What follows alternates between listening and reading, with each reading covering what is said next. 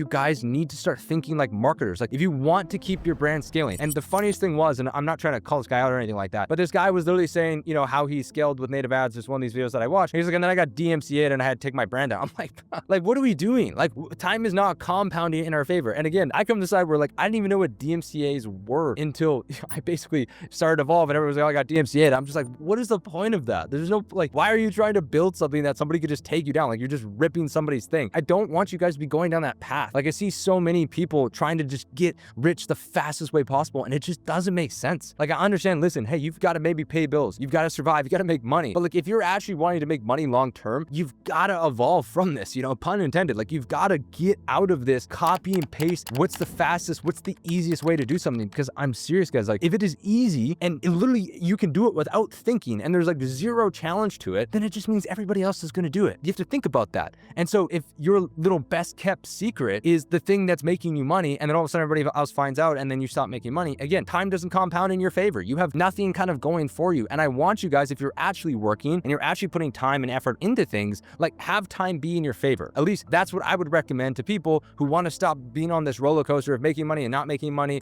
and going from 10K days to $0 days, because I see it all the time in Evolve. And that's why a lot of people jump in there. And this is not even a sales pitch for Evolve. And the reason why I'm making this video is because I know native ads are hot right now, and I know a lot of you guys are using them, and I know they're working for a lot of you, and I'm pumped that they are working for a lot of you guys, but you need to think about what you're actually doing. This copy paste strategy is just, it doesn't make any sense. Okay, stop just copy and pasting and having that be your sole strategy. Actually try to put in some effort, actually try to put in some work, and try to break things down and try to make some other ads as well where you can pull principles and apply them there, and don't just rely every single time on a Claude prompt to print you winning ads, right? And so I know, again, this is just another Spencer rant about a topic that, you know, the last one was Andromeda, now it's native ads. And again, I could have made a video and just be like, here's how to do it, you know, focus on this, focus on that. I just couldn't do it. I just felt so gross while I was doing that, because I just feel like there's such a wrong impression around these right now. At the end of the day, like I want to see you guys actually build real skills, because if you have a real skill set, nobody can take that away from you, because guess what? You get better and you get better and you get better. And most people don't want to do hard shit, but if you can actually stick it through and do the hard shit